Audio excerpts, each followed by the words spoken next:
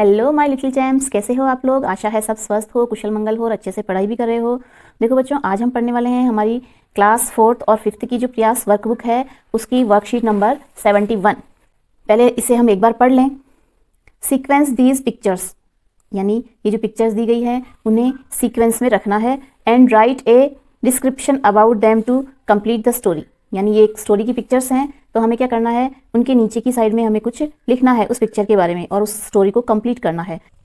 तो देखो बच्चों, ये जो पिक्चर्स हैं उन्हें हमें पहले देखना है कि उनमें क्या हो रहा है और उसके बाद में हमें उन्हें क्रम से जमा कर लिखना है। राधा, यानी इस लड़की को मैंने नाम दे दिया कि इसका नाम राधा है, ठीक है। इसी तरह आप अपना नाम भी लिख सकते हो या अपनी फ्रेंड का किसी का भी नाम लिख सकते हो। तो इसमें मैंने लिखा Radha and her father collected materials to make a swing. Swing यानी होता है झूला, यानी राधा और उसके पापा ने सामान इकट्ठा किया है एक झूला बनाने के लिए, ठीक है। तो ये कंप्लीट हुआ हमारा। इधर है सेकंड पिक्चर। तो सेकंड पिक्चर में देखिए ये झूला बना रहे हैं, तो यहाँ पर हम लिखेंगे they started making the swing, यानी उन दोनों ने झूला बनाना शुरू कर दिया है। और इधर है थर्ड नंबर की picture, the swing is ready, यानी ये झूला जो है वो तैयार हो गया है। उसके बाद में फोर्थ नंबर की जो पिक्चर है उसमें हम लिखेंगे नाउ शी इज स्विंगिंग, यानी अब जो राधा है यानी वह झूला झूल रही है। And she is very happy, और वो बहुत ही खुश है, ठीक है। तो इस तरह कंप्लीट हुई हमारी वर्कशीट नंबर 71। तो चलो अब हम स्टार्ट करते हैं हमारी worksheet number 72। Read the passage below, यानी नीचे दिए गए पैसेज को पढ़िए।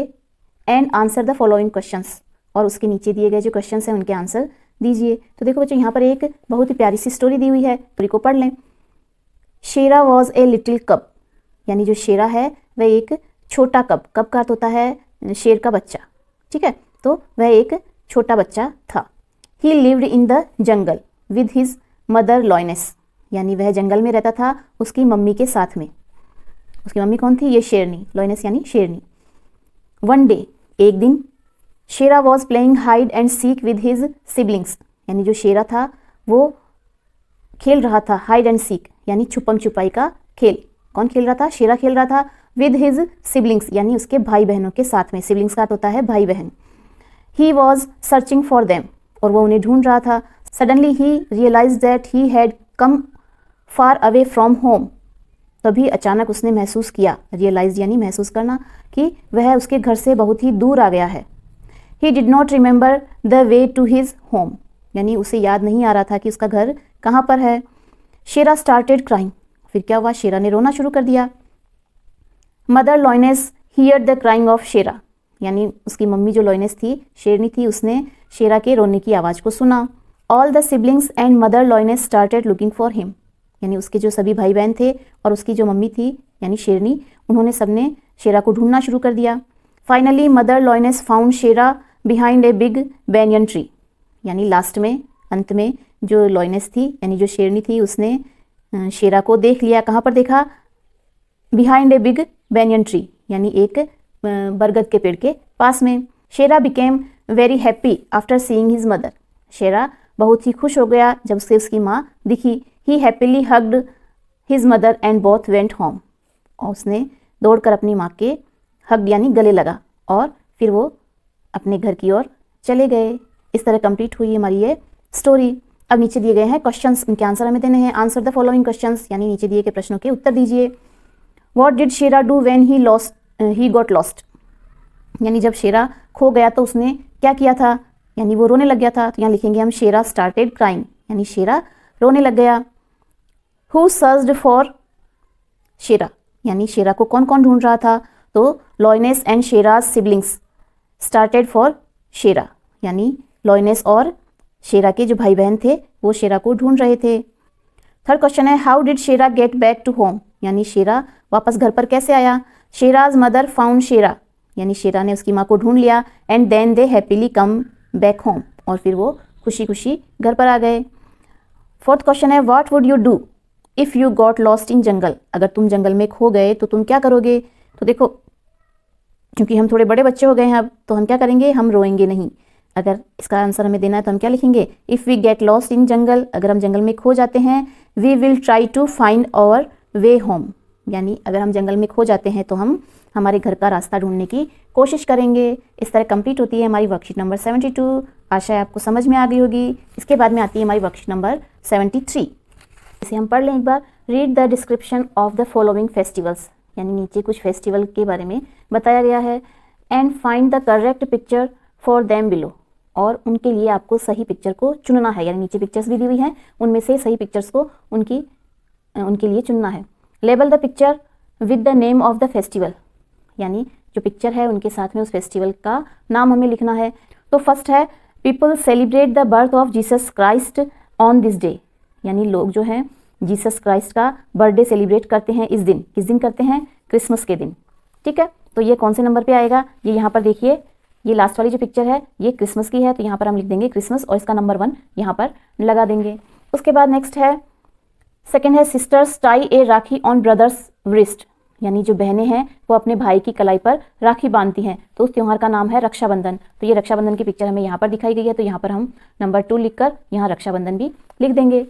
उसके बाद थर्ड है it is the festival of colours, यानी यह जो त्यौहार है रंगों का त्यौहार होता है, तो उसका नाम है होली। तो होली की पिक्चर कौन सी है? ये देखो यहाँ पर हमें थर्ड नंबर पर पहले ही नाम लिख के दी हुई है। इसके बाद नेक्स्ट फोर्थ है it is the festival of lights, यानी यह रोशनी का त्यौहार है।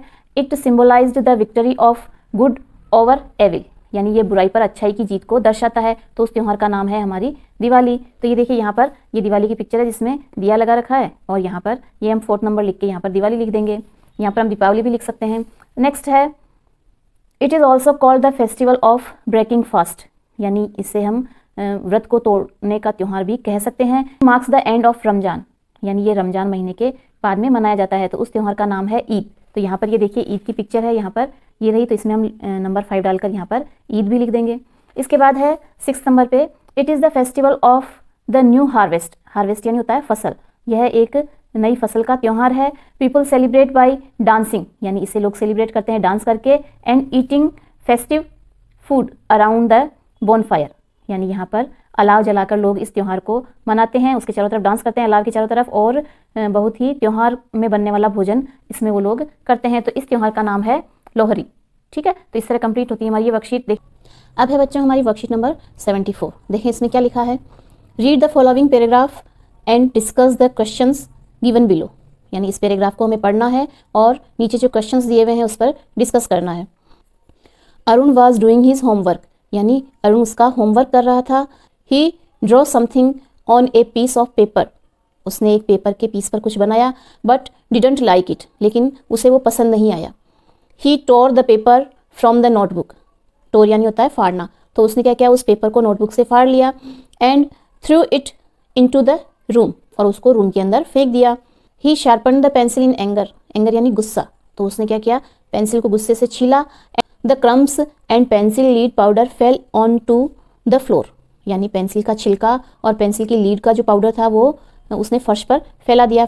This made the floor very dirty, यानी उससे क्या हुआ, जो फर्श था वो बहुत ही गंदा हो गया। Answer the following questions in 1 sentence, यानी नीचे जो क्वेश्चंस दिए हुए हैं उनके 1 सेंटेंस में आंसर दीजिए। फर्स्ट क्वेश्चन है व्हाट वाज अरुण डूइंग, यानी अरुण क्या कर रहा था। Arun was doing his homework, यानी अरुण उसका होमवर्क कर रहा था। सेकंड क्वेश्चन है why did he throw the paper, यानी वो पेपर को क्यों फेंक रहा था। He drew something on paper but didn't like it so he threw it, उसने पेपर पर कुछ चित्र बनाए लेकिन उसे वो चित्र पसंद नहीं आए, तो उसने क्या किया, वो पेपर फाड़ कर वहाँ पर फेंक दिए रूम के अंदर। थर्ड है इट इज़ गुड और बैड, यानी क्या यह अच्छा है या बुरा है। To make the floor dirty like Arun, यानी अरुण के जैसे फ्लोर के ऊपर ऐसे गंदगी करना अच्छा है या बुरा है, तो इसका आंसर होगा इट इज़ वेरी बैड, यानी यह एक बहुत ही गंदी आदत है, यह एक बहुत बुरी बात है। अब है do you keep your school clean, क्या आप अपने स्कूल को क्लीन रखते हो यानी साफ रखते हो। डिस्कस विद योर टीचर, अपने टीचर के साथ में इस बारे में बात कीजिए। How your school is kept clean, यानी आपकी स्कूल को साफ कैसे रखा जाता है। And right it in your oven words, और आपको अपने शब्दों में से लिखना है। In the box given below, नीचे जो बॉक्स दिया हुआ है उसमें आपको ये लिखना है कि भी आप अपने स्कूल को किस तरह से क्लीन रखते हो। तो इसके आंसर मैंने यहाँ पर लिख दिया, वैसे चाहें तो आप अपने मन से भी लिख सकते हो। Yes we keep our school neat and clean, हाँ हम हमारे स्कूल को एकदम नीट और क्लीन रखते हैं यानी साफ सुथरा रखते हैं। वी क्लीन और क्लासरूम रेगुलरली, हम हमारे कक्ष को एकदम नियमित रूप से साफ करते हैं। We put garbage in the dustbin, garbage का अर्थ होता है कचरा, तो हम जो कचरा है उसको डस्टबिन में डालते हैं। Each student follows cleaning rules, यानी हर विद्यार्थी जो हमारे क्लीनिंग यानी सफाई के जो नियम बने हुए हैं उनको फॉलो करता है यानी उनका पालन करता है। तो ये हुई हमारी कंप्लीट वर्कशीट नंबर 74। इसके बाद है वर्कशीट नंबर 75, इसे हम रीड कर लें एक बार।